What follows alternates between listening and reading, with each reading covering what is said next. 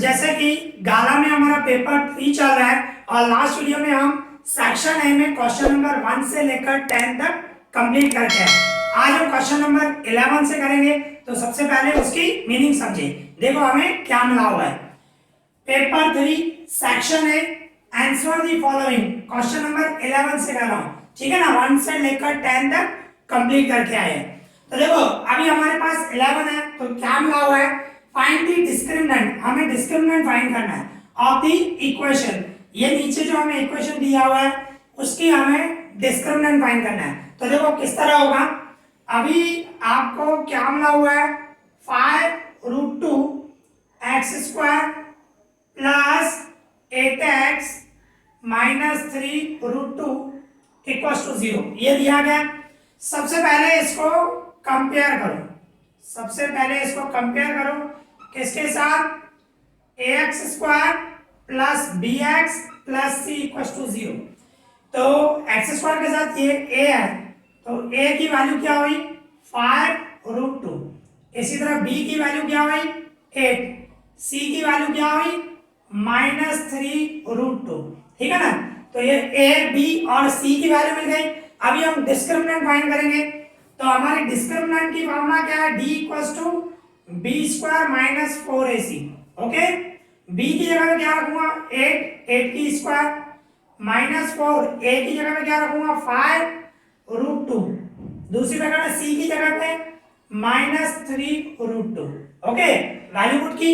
इसके बाद क्या करेंगे, 8 की स्क्वायर करूंगा, 8 8 जा 64, फिर क्या होगा, ये -4 सेम रख रहा हूं, फिर ये 5 सेम रख रहा हूं और यहाँ पे -3 सेम रख रहा हूं। ठीक है, देखो मैंने क्या किया, ये 4 सेम रखा, 5 सेम रखा, -3 सेम रखा। इसके बाद √2 को √2 से मल्टीप्लाई करूं तो क्या हो जाएगा 2 हो जाएगा। √2 मल्टीप्लाई √2 इस तरह कर सकते हो आप, √2 मल्टीप्लाई √2, 2 2 जा 4 और 4 का √2 होता है, ऐसे करो या तो ऐसे भी कर सकते हो, √2 मल्टीप्लाई √2 मीन्स √2 उसकी square and square root cut जाएगा मीन्स 2 आ जाएगा, ठीक है ना, इस तरह किया। अभी इसको हम सॉल्व करें, ये 64 से इसको माइनस है, इसको माइनस है, माइनस माइनस प्लस हो जाएगा। अभी सबका मल्टीप्लाई करो, 4 5 जा 20, 23 जा 60, 62 जा 120, अभी 120 एंड 64 टोटल करूंगा 184। ओके, तो यहाँ पे ये हमारा डिस्क्रिमिनेंट क्या आया 184, हमें डिस्क्रिमिनेंट ही फाइंड करना था, ठीक है ना। तो डिस्क्रिमिनेंट आया 184। यहाँ पे ये हमारा सम कंप्लीट हो गया। अभी इसको वीडियो को पॉज करो, मैं इसको रफ करने जा रहा हूँ क्योंकि अभी हम सेकंड सम करेंगे, ठीक है ना। वीडियो को पॉज करके लिख लो। देखो अभी हम इसके बाद क्वेश्चन नंबर 12 करेंगे, ठीक है ना। देखो आप मीनिंग निकालोगे ना तो इजी लगेगा हमेशा, तो क्वेश्चन की हमेशा मीनिंग निकाला करो और कंसेप्ट सोचा करो क्या कंसेप्ट मिला हुआ है और किस तरह सम करना है। देखो अभी 12 नंबर में क्या मिला हुआ है, if k-1 k+3 and 3k-1 are 3 consecutive terms of AP, मतलब अरिथमेटिक प्रोग्रेशन के आपके पास 3 नंबर दिए हैं, find the value of k की वैल्यू फाइंड करिए। देखो आपको पता होना चाहिए 3 कोई भी कंसेक्यूटिव नंबर लूं एपी में, भाई सपोज करो मैं ऐसे ले रहा हूं 4 6 8, ऐसे 3 कंसेक्यूटिव नंबर सलंग आ गए और एपी में सब में 2 2 का डिफरेंस है। तो इसमें आप नोट करोगे ना, तो जो बीच वाला नंबर है ना 6 इक्वल्स टू फर्स्ट और लास्ट का प्लस करेंगे, फर्स्ट और लास्ट का मैं प्लस करूं डिवाइड 2 करूं, आप देखो सॉल्व करो दोनों का आंसर सेम आएगा।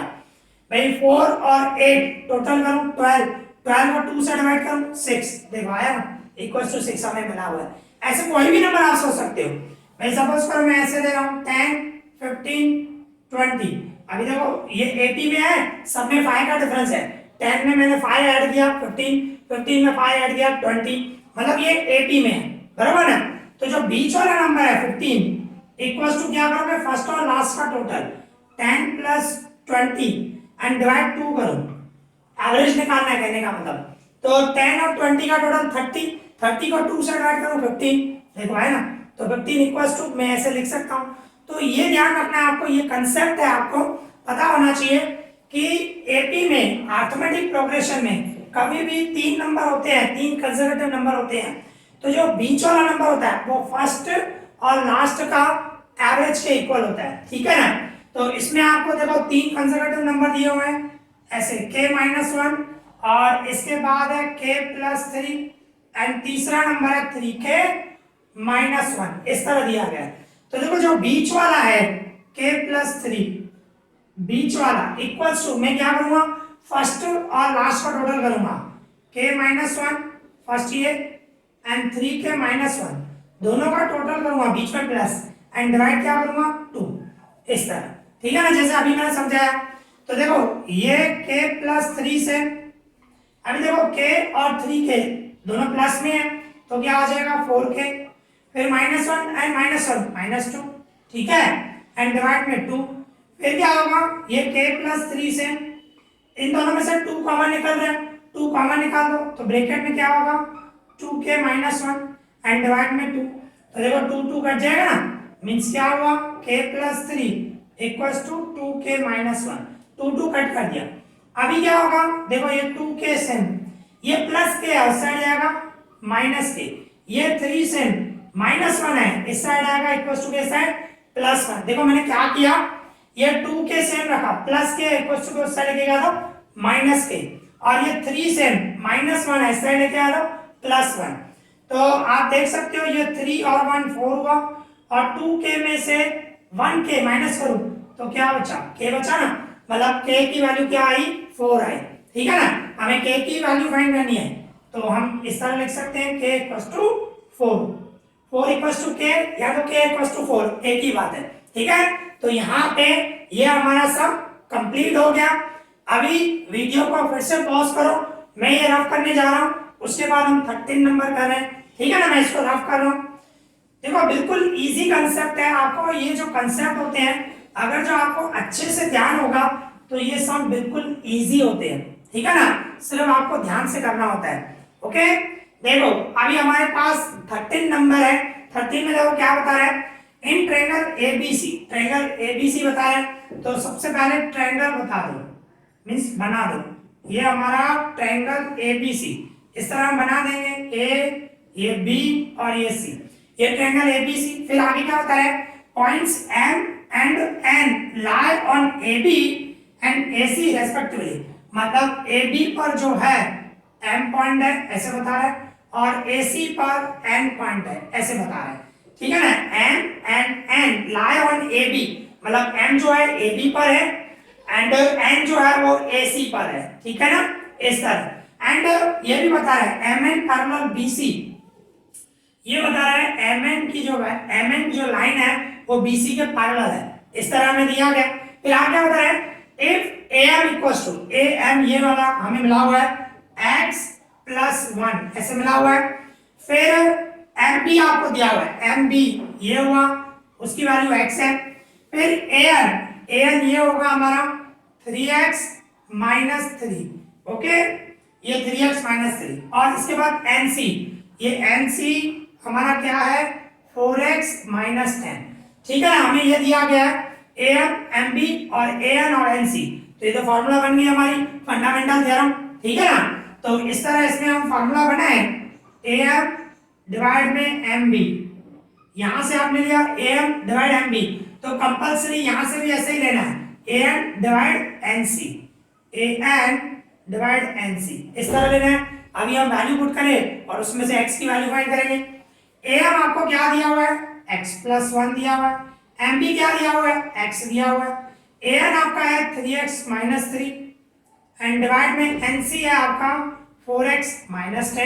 अभी क्या करूंगा देखो ये x+1 से बराबर ना, ये डिवाइड में है इधर आ जाएगा मल्टीप्लाई में 4x-10, फिर इक्वल्स टू में ये x डिवाइड में इधर मल्टीप्लाई में आ जाएगा, x ब्रैकेट में हो जाएगा 3x-3, ओके।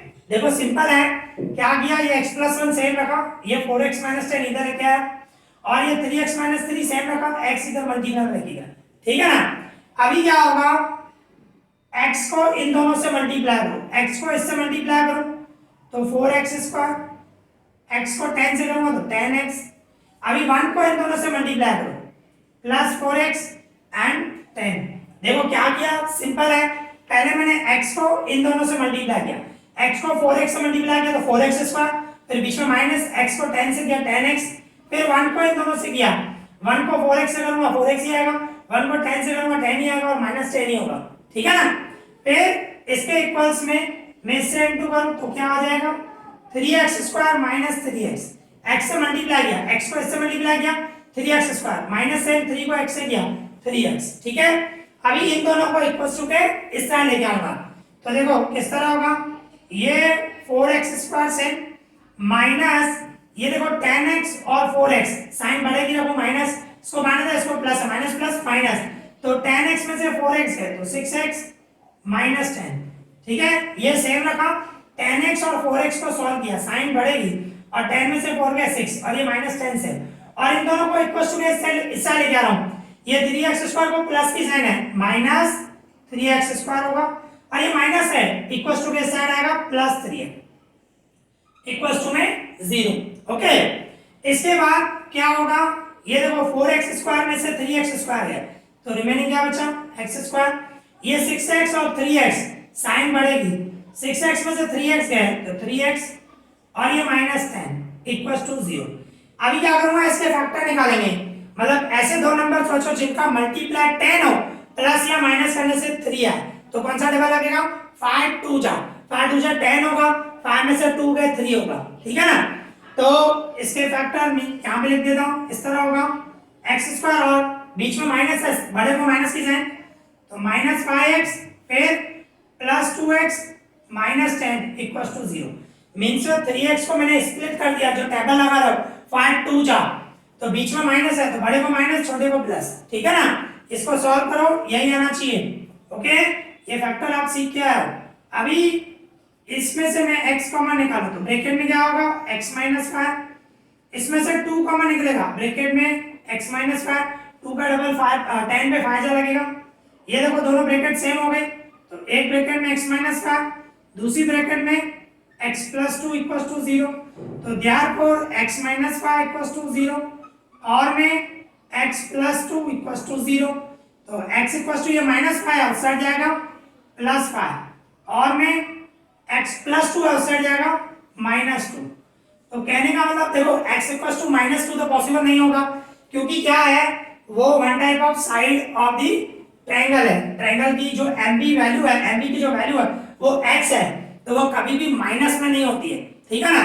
तो यहाँ पे हम लिखेंगे x equals to minus 2 is not possible, ये आपको लिखना है। सपोज करो मैं यहीं पे लिख देता हूँ x equals to minus 2 is not possible, भाई पॉसिबल नहीं है, तो देयरफॉर x की वैल्यू क्या हुई 5, हमें x की वैल्यू फाइंड करनी थी ना, क्वेश्चन में था find the value of x की वैल्यू हमने, तो x की वैल्यू क्या आई 5 आई, ओके। तो इस तरह ये हमारे तीनों सम कंप्लीट हो गए, ठीक है। अब इसी तरह हमारे पास 3 क्वेश्चन और है, तो देखो क्या मिला हुआ है।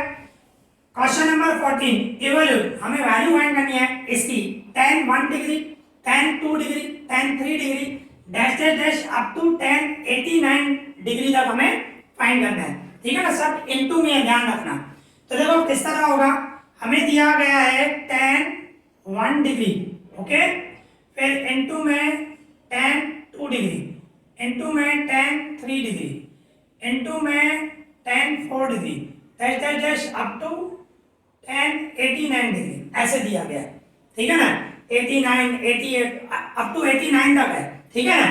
तो इसमें क्या होगा, देखो ये जो tan 1 डिग्री है तो मैं इसको ऐसे लिख सकता हूँ 90 माइनस 89, भाई 90 में से 89 गए तो 1 ही आएगा ना, तो मैं 1 की जगह पे रख रहा हूँ 90 माइनस 89।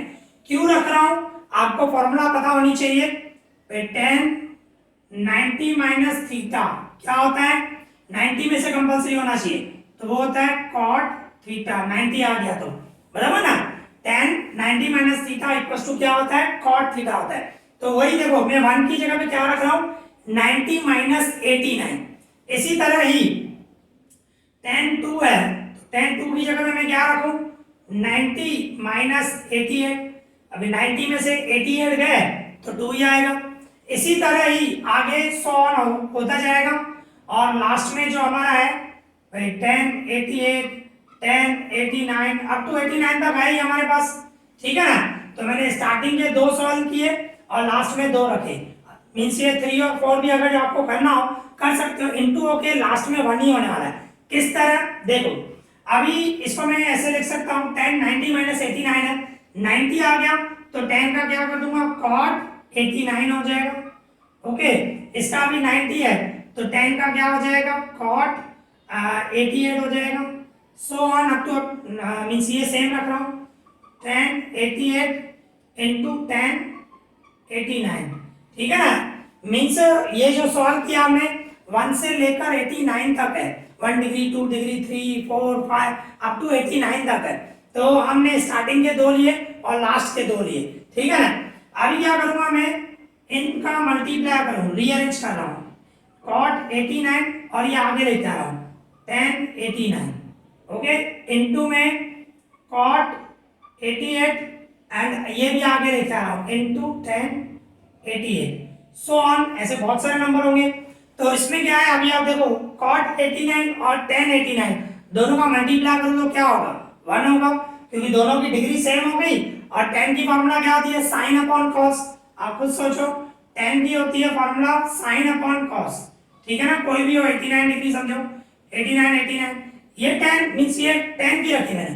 cot की क्या होती है, cot की होती है cos 89 एंड डिवाइड में sin 89, मींस क्या होगा sin 89 कट cot 89 कट, कहने का मतलब दोनों की डिग्री सेम हो cot और tan की तो दोनों का इनटू करोगे तो 1 होगा, ठीक है ना, क्योंकि एक दूसरे के ऑपोजिट होते हैं। तो इन दोनों का इनटू करेंगे 1, इसी तरह इन दोनों का इनटू करेंगे 1, सो ऑन, ऐसे 1 1 आएगा, मींस 1 को 1 से मल्टीप्लाई करोगे कितनी बार भी मल्टीप्लाई करोगे तो 1 ही आएगा, ओके। तो इसका आंसर क्या हुआ 1 हुआ। तो इस तरह आपको सम करना है, ठीक है। तो वीडियो को पॉज करो, इसको रफ कर रहा हूं मैं अभी क्योंकि आगे बढ़ना है हमें, ओके। तो वीडियो को पॉज करके लिख लो। इसके बाद हमारे पास है क्वेश्चन नंबर 15 है, ओके। तो देखें सबसे पहले उसकी हम मीनिंग समझेंगे, मीनिंग अच्छे से हमेशा निकालने की, ठीक है ना। तो देखो अभी हमें क्या मिला हुआ है, two tangent PA and PB to a circle, बाबू 2 टेंजेंट है PA एंड PB एक सर्कल पे विद सेंटर हो जिसका सेंटर O है, are incline to each other, वो दोनों टेंजेंट एक दूसरे को मिल रही है, इंक्लाइन कर रही है at an angle of 70 degree पे दोनों मिल रही है। तो आपसे पूछ रहा है इसकी ये एंगल की मेजरमेंट क्या होगी, then how much angle OAB। तो देखो सबसे पहले हम डायग्राम बनाएंगे तो देखो उससे ही समझ में आएगा आपको। ये हमारा सर्कल जिसका सेंटर O है, इसके बाद 2 टेंजेंट है, एक PA और एक PB बता रहा है, बराबर ना। तो ये PA ले लेता हूं और ये PB ले लेता हूं, ठीक है ना, ये है। तो इसमें आपको दिया गया है कि दोनों एंगल कहां पे इंक्लाइन कर रही है 70 पर, ये दोनों जो टेंजेंट है ये मतलब 70 है, ओके, इस तरह। फिर आगे क्या बता रहे हैं, ये देखो अगर जो मैं सेंटर को ये पॉइंट ऑफ कांटेक्ट पे मिलाऊं तो ये 90 की एंगल बनती है, आपको पता होना चाहिए, बरोबर ना।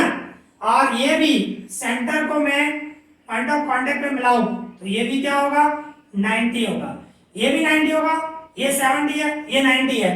हमें फाइंड क्या करना है OAB मींस OA और यहां पे मैं ऐसे B को मिलाऊं, मींस इतनी एंगल आपसे पूछ रहा है, ठीक है ना। तो देखो सबसे पहले तो मैं ये क्वाड्रिलेटरल ले लेता हूं OAPB। तो देखो अगर जो मैं ये क्वाड्रिलेटर लूं इन क्वाड्रिलेटर OAPB, क्वाड्रिलेटर में चारों एंगल का टोटल कितना होगा 360, चारों एंगल का टोटल 360 होगा, बराबर ना।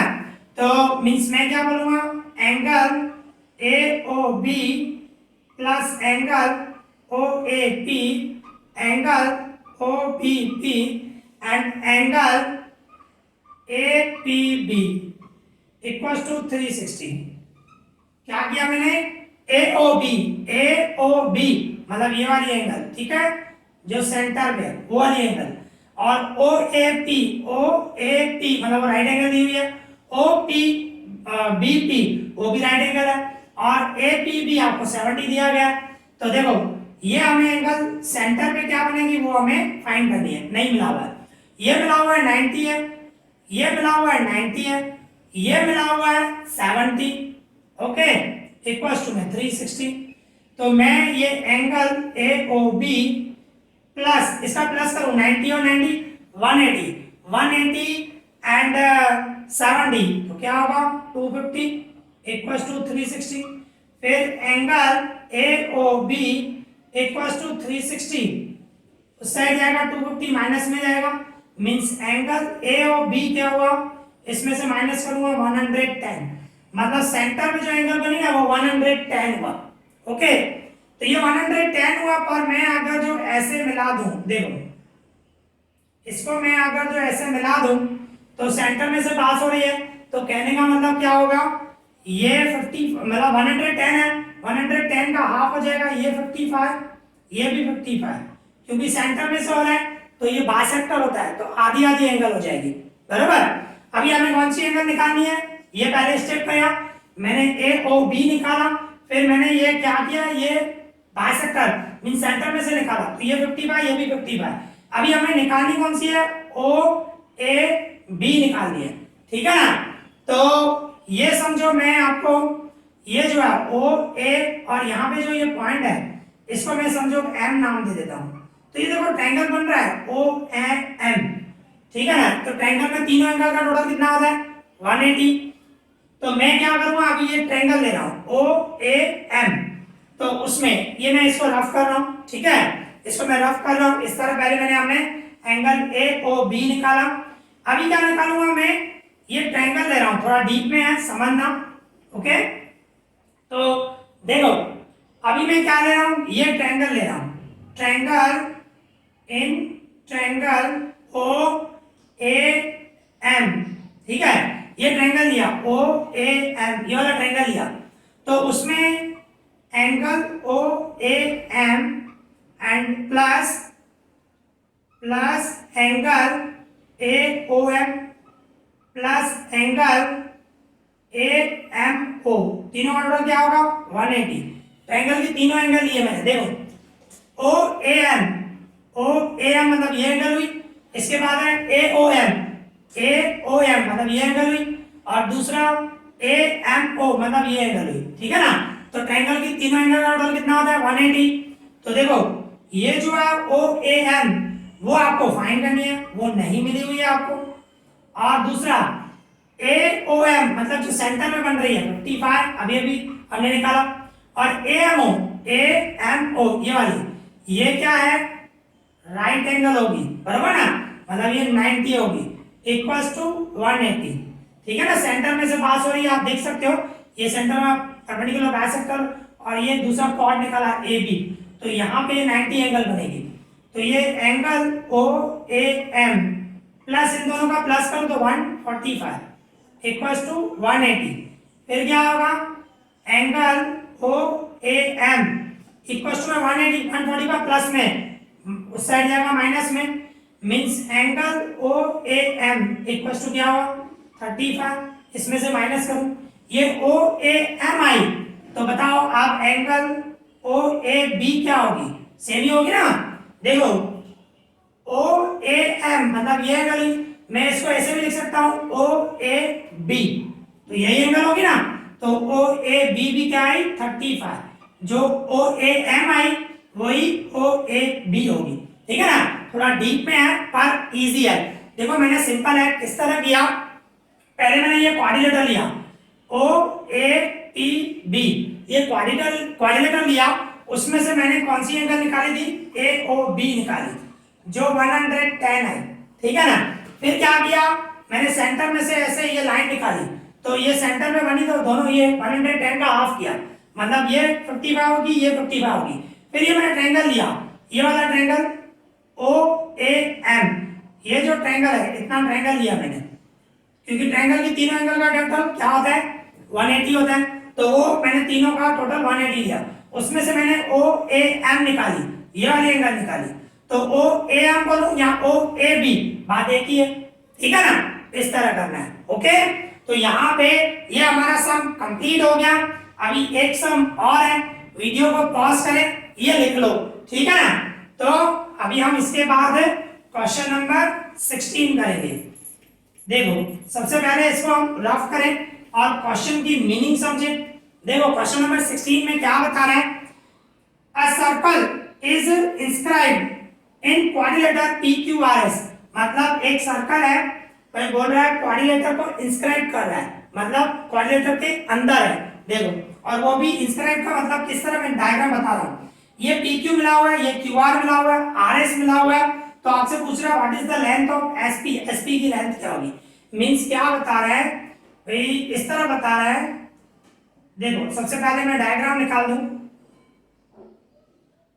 इस तरह बता रहा है, अच्छी तरह समझना। देखो ये हमारे को है ना एक क्वाड्रिलेटर मिला हुआ है जिसका नाम है PQRS। फिर इसके अंदर एक सर्कल जो है इंस्क्राइब कर रहा है, इंस्क्राइब कर रहा है मतलब ये चारों साइड को टच कर रहा है, यहाँ पे टच कर रहा है, यहाँ पे टच कर रहा है, यहाँ पे टच कर रहा है और यहाँ पे टच कर रहा है, इस तरह। तो ये जो है ना PQ इसकी टेंजेंट है, QR भी टेंजेंट है, RS भी टेंजेंट है और SP भी टेंजेंट है सर्कल की। सर्कल को एक एक पॉइंट पे टच कर रहा है, इस तरह बता रहे हैं। फिर उसमें आपको PQ मिला हुआ है 5 सेंटीमीटर। देखो कभी भी इस तरह डायग्राम निकले ना कि क्वाड्रिलेटर है और एक सर्कल उसको इंस्क्राइब कर रहा है, मतलब चारों साइड को टच कर रहा है, तो उसकी एक फॉर्मूला होती है, वो आपको याद रखनी है। ये जो ऑपोजिट साइड है ना PQ और SR, इन दोनों का प्लस करते हैं, PQ प्लस SR, जो ऑपोजिट साइड है PQ और SR। और दूसरी ऑपोजिट साइड क्या है, PS and QR, PS and QR, मतलब ये ऑपोजिट साइड का टोटल इक्वल्स टू ये ऑपोजिट साइड का टोटल। ये फॉर्मूला इस तरह बनती है, ठीक है ना। ऑपोजिट साइड का total equals to opposite side का टोटल, ध्यान रखना, ठीक है। अभी क्या करूंगा, मैं वैल्यू पुट करूंगा। PQ मिला हुआ है हमें 5 centimetre plus SR, SR means RS, वो मिला हुआ है 9.3, ओके। और PS हमें फाइंड करना है, PS या SP जो भी बोल सकते हो, PS हमें फाइंड करना है, PS बोलो या SP एक ही बात है। दूसरा QR कितना मिला हुआ है 8.2। फिर क्या करूंगा, इन दोनों का प्लस करूं, 5 और 9.3 मतलब क्या होगा 14.3, इन दोनों का मैंने प्लस किया। और ये 8.2 प्लस में इक्वल टू कैसा लेके आऊंगा तो माइनस हो जाएगा, इक्वल टू में वो PS सेम रहेगा, ओके। अभी इसमें से मैं माइनस करूं तो क्या होगा 6.1 होगा, ठीक है ना। मतलब PS की जो वैल्यू आई वो 6.1 सेंटीमीटर आई और हमें यही फाइंड करना था, PS ही फाइंड करना है, PS या SP एक ही बात है, वही हमें फाइंड करना है, ठीक है ना। तो यहाँ पे ये सम भी कंप्लीट हो गया। इसमें मींस आपको यही ध्यान रखना है, जब भी ये डायग्राम बने इस टाइप की तो ऑपोजिट साइड का total equal to opposite side का टोटल, ओके। फिर उसमें से आप सॉल्व करना, ठीक है। तो यहाँ पे ये हमारा क्वेश्चन नंबर 16 भी कंप्लीट हो गया। तो आज हमने टोटल 6 सम किए। आई होप आपको अच्छे से समझ में आया होगा। अगर जो आपको कोई भी डाउट हो तो मुझे कमेंट करना, मैं उसका रिप्लाई करूंगा। इस वीडियो में इतना ही। Thank you for watching this.